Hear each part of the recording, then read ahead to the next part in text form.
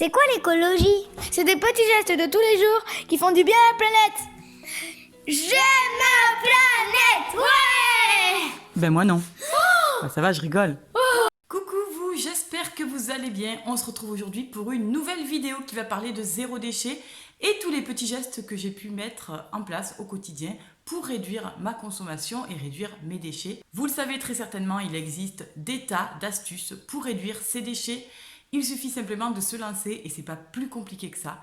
N'hésitez pas à essayer vous aussi chez vous à mettre en place des petites astuces comme celle-ci. Si chacun fait un petit effort chez lui et qu'il remplace ne serait-ce qu'un seul élément qui va réduire ses déchets, eh bien ce sera toujours ça de moins, de générer et la planète vous remerciera et on pourra vivre en harmonie tous ensemble. On peut tous être une petite goutte d'eau et petite goutte d'eau après petite goutte d'eau, on formera des flaques, des rivières, des torrents et enfin les choses pourront changer, évoluer en termes d'environnement.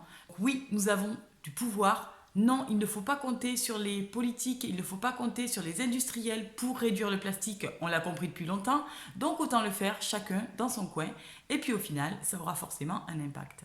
Bref, après cette petite introduction, je voulais vous parler des gestes que j'ai mis en place et ce que j'en ai pensé. Dans cette vidéo, on va parler des gestes zéro déchet que j'ai mis en place dans ma cuisine, et ça va être évidemment la première vidéo d'une longue série, puisque je vais la dupliquer en fonction des pièces de la maison et je vais essayer de le limiter chaque vidéo à 5 objets pour pas que ce soit trop lourd pour vous. On commence tout de suite.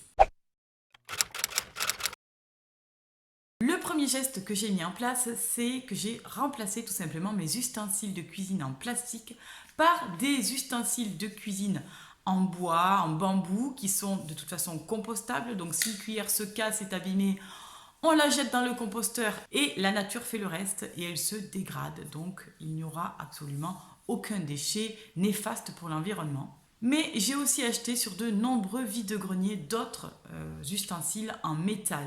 C'est notamment le cas de cet écumoire, c'est le cas de ce petit fouet que j'ai trouvé très vintage sur un vide-grenier qui me permet de faire notamment des sauces et de la mayo.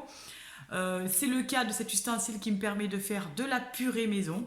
Et aussi, on peut récupérer dans la cellule familiale des ustensiles anciens. Notamment, c'est le cas de ce petit presse-ail que j'utilise régulièrement. Le métal ne casse jamais, donc c'est un ustensile que j'aurai à vie et que je n'aurai pas besoin de remplacer, contrairement aux ustensiles à plastique qui vont au bout de quelques temps se dégrader. Soit les spatules vont fondre dans les casseroles, soit les ustensiles vont se casser et on sera obligé de les jeter. Donc j'utilise des ustensiles en métal, je les adore, ils sont aussi pratiques que ceux en plastique et surtout ils sont durables. Dans la même veine, je n'utilise que des plats en verre ou des ustensiles en verre. Ça, c'est un bol doser qui est en verre, mais j'utilise des moules en verre, des saladiers et des plats à gratin en verre ou en céramique. Ceux qu'il me reste en plastique, je les conserve parce que je n'ai pas envie de les jeter, puisque ça engendrerait des déchets supplémentaires. Mais si j'ai acheté quelque chose de nouveau, je l'achète en verre. Le verre est recyclable à l'infini et du coup, eh bien, il peut être recyclé s'il y a de la casse et ça ne me pose aucun problème. La troisième chose que j'ai remplacée, c'est les petits sachets de thé. Donc j'ai acheté cet infuseur qui est en métal, qui a vraiment des petits trous hyper fins, dans lequel je mets du thé en vrac. Et ça fait hyper bien son job, c'est tout aussi efficace que les petits sachets de thé. Le seul inconvénient, c'est que je dois faire bouillir de l'eau pour ensuite faire infuser mon thé, alors que parfois, quand on utilise du thé en sachet, on peut mettre directement le sachet de thé dans la tasse au micro-ondes et le tour est joué, c'est plus rapide. Mais en tout cas, j'adore cet ustensile et je ne reviendrai pas en arrière. C'est vraiment un petit conseil tout bête, mais voilà, je n'engendre aucun déchet puisqu'ensuite tout le thé va dans mon composteur. Les quatrièmes objets zéro déchet qui sont, je crois, les objets phares que l'on voit partout, ce sont les pailles en inox.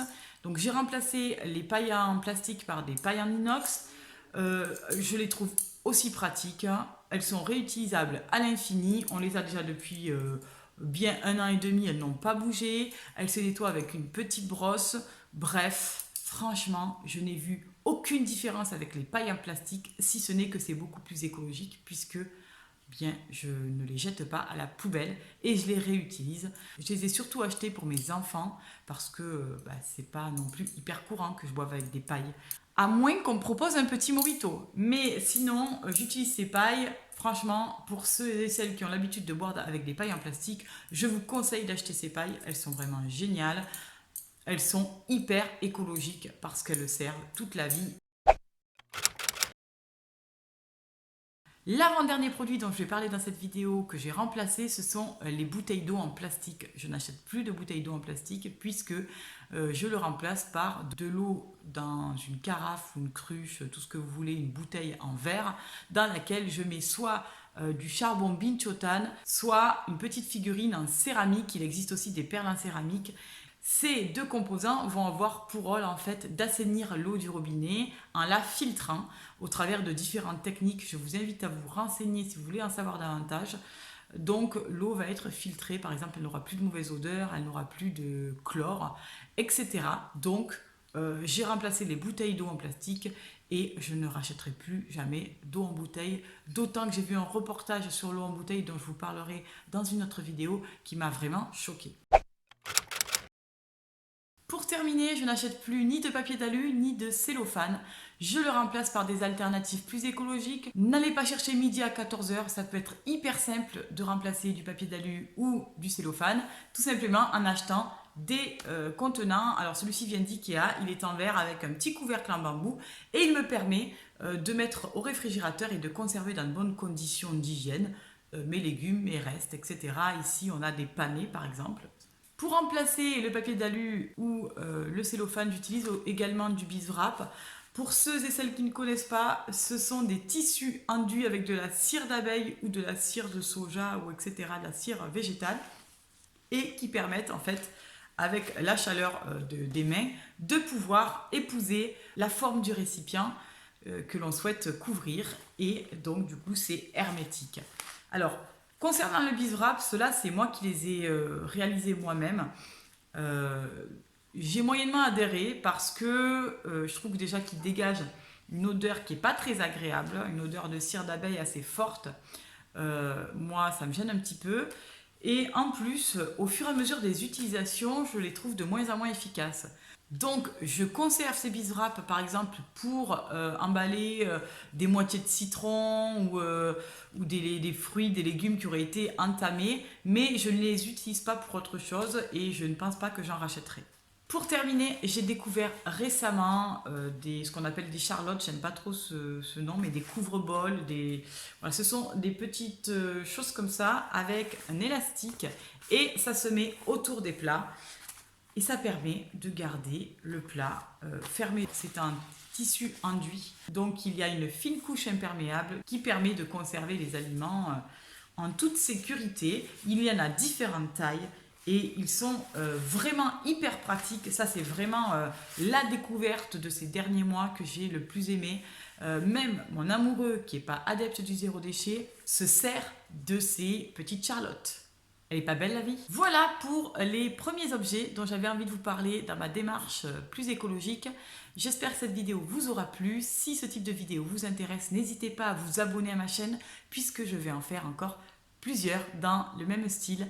Je vous fais un gros bisou, portez-vous bien. Et si ce n'est pas déjà fait, essayez vous aussi de mettre en place des petits gestes plus écologiques. Soyez une petite goutte d'eau.